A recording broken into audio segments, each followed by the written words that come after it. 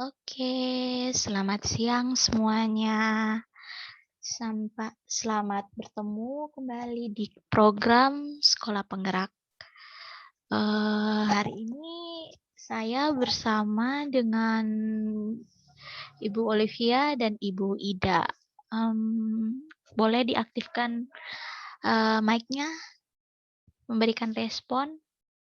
Halo. Halo, selamat siang. Selamat Ya, siang. selamat siang. Apakah suara saya sudah terdengar dengan jelas? Ya, jelas. Oke, baik. Terima kasih. Hari ini kita akan melakukan pelatihan. Di sini saya sebagai fasilitator. Saya akan menayangkan satu materi, kemudian kita akan mendiskusikan tentang materi tersebut. Materi tersebut tentunya berkaitan dengan program sekolah penggerak yang sedang kita jalani ini. Yang kemudian pada akhirnya saat kembali ke sekolah kita akan mempraktekkan apa yang sudah kita dapatkan pada program ini, biar bisa menghasilkan sesuatu untuk program ini.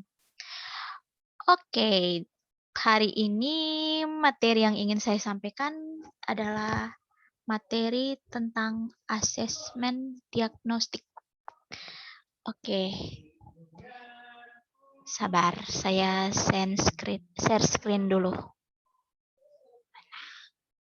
Asesmen diagnostik. Oke, Umi, Kak Olivia, apakah gambar yang ditampilkan sudah jelas? Bisa merespon saya? Sudah. Oke, Bisa. siap. Sudah bisa dilihat.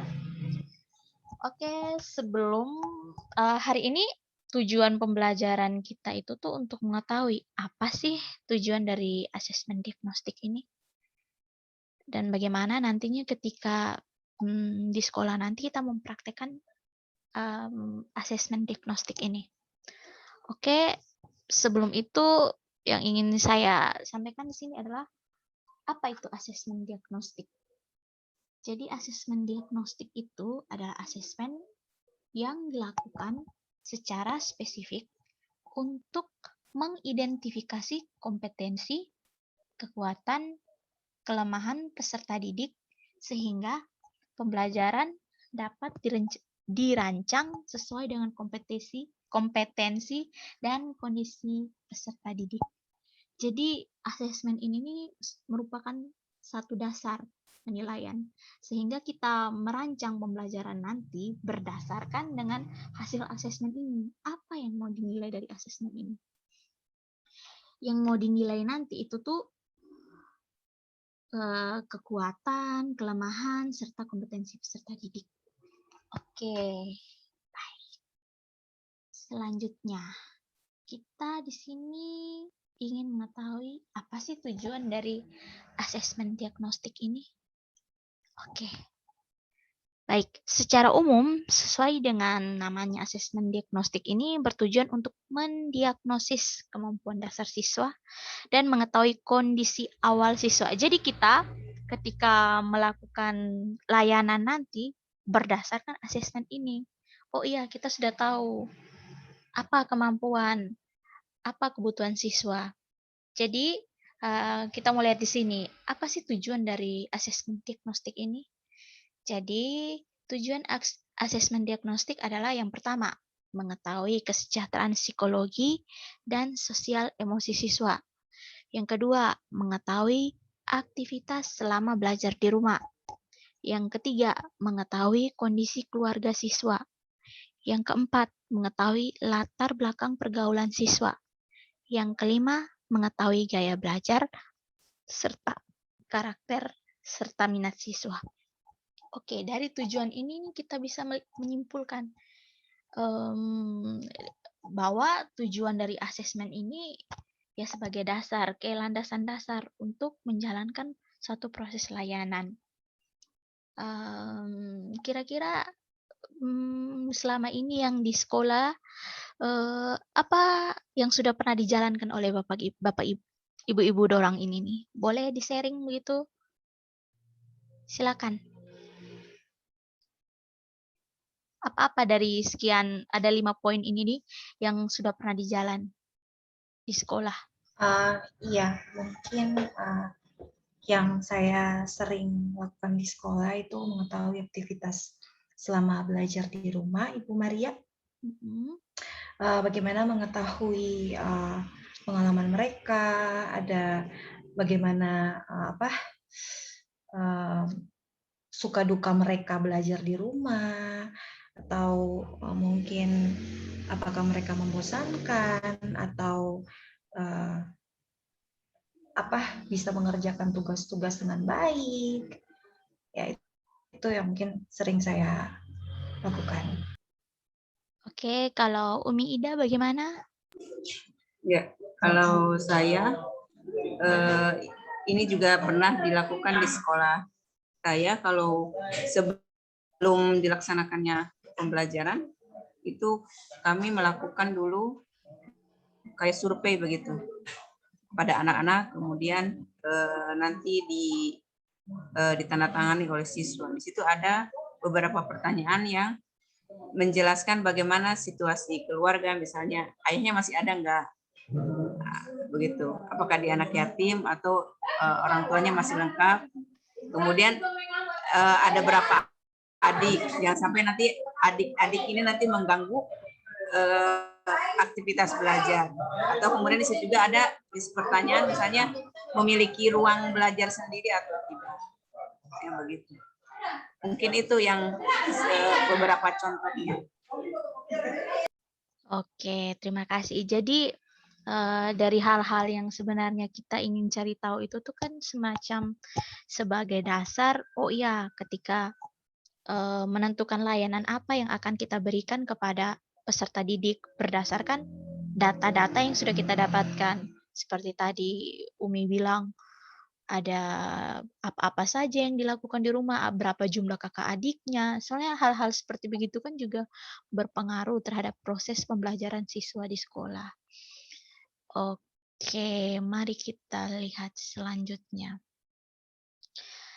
Saat kita melakukan proses asesmen ini, untuk menggali hal-hal seperti kesejahteraan psikologis, emosi siswa, terus aktivitas selama belajar di rumah, kondisi keluarga, pergaulan siswa, terus gaya belajar, karakter, serta minat siswa. Kita melakukan hal ini harus berdasarkan tahapan. Nah, tahapan asesmen diagnosis ini yang pertama itu tahapan persiapan. Yang kedua adalah tahapan pelaksanaan. Dan yang ketiga, tindak lanjut.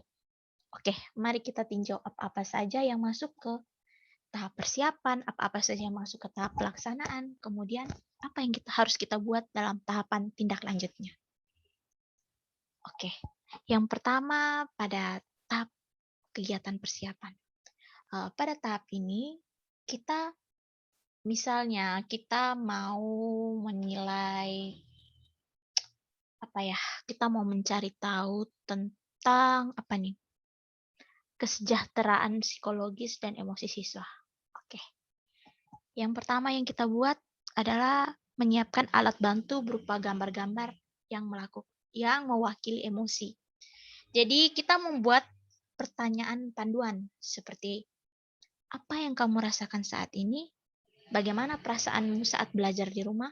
Ya, kita mencari tahu melalui ini, tapi kita menggunakan gambar-gambar yang mewakili emosi. Jadi ada ya macam-macam emosi. Jadi dia senang atau sedih atau dia excited begitu terhadap proses belajar yang dilakukan di rumah. Jadi hal-hal ini yang kita mau gali dari siswa. Dari pertanyaan-pertanyaan itu, jadi jawaban otomatis dari siswa kita, oh iya, selanjutnya ini apa yang mau kita buat? Ya, itu masih dari pertanyaan satu. Yang kedua, yang persiapan satu maksud saya. Yang kedua itu membuat daftar pertanyaan kunci mengenai aktivitas siswa. Jadi contoh pertanyaan itu seperti, apa saja kegiatan belajarmu selama di rumah? Yang kedua, apa hal yang paling menyenangkan dan tidak menyenangkan ketika belajar di rumah? Kemudian, apa harapanmu? Nah, dari pertanyaan-pertanyaan ini nih otomatis sudah kita bisa ada bayangan ketika jawaban siswa seperti begini, langkah apa yang nanti mau kita buat. Jadi pertanyaan-pertanyaan panduan ini nih sangat membantu kita untuk mendapatkan hasil yang baik. Jadi dasar dari asesmen diagnostik ini ada pada tahap persiapan ini memang dari pertanyaan-pertanyaan seperti ini, sehingga proses asesmen diagnostik nanti berjalan dengan baik. Selanjutnya, pada kegiatan pelaksanaan. Dari pertanyaan-pertanyaan yang sudah kita buat, terus kita meminta siswa untuk berjawab. Mereka menjawab itu tuh bisa dengan 3 cara seperti ini, bercerita, menulis, atau menggambar. Mereka bisa bercerita langsung apa-apa saja yang mereka lakukan di rumah, atau kegiatan apa saja yang mereka buat berdasarkan pertanyaan panduan yang kita buat. Atau kalau misalnya ada siswa yang kesulitan untuk bercerita, bisa kita pakai jalan yang kedua, yaitu menulis. Jadi mereka menulis. Kita memberikan buku atau mereka menggunakan buku sendiri begitu menulis. Oh ya, apa-apa saja yang sudah mereka buat. Hal-hal apa saja yang mendukung mereka di rumah atau berdasarkan pertanyaan-pertanyaan yang kita buat pada tahap persiapan tadi. Terus bisa saja melalui gambar. Jadi mereka berimajinasi apa yang selama ini mereka buat, apa yang mereka sukai. Jadi mereka tuangkan dalam gambar. Kemudian strategi tanya jawab. Jadi hal-hal yang perlu kita perhatikan yaitu pastikan pertanyaan jelas dan mudah dipahami karena sasaran kita itu adalah anak SMP. Jadi disesuaikan pertanyaan-pertanyaan itu tuh disesuaikan dengan pemahaman anak-anak usia SMP. Terus yang kedua menyertakan acuan atau stimulus informasi yang dapat membantu siswa menemukan jawaban.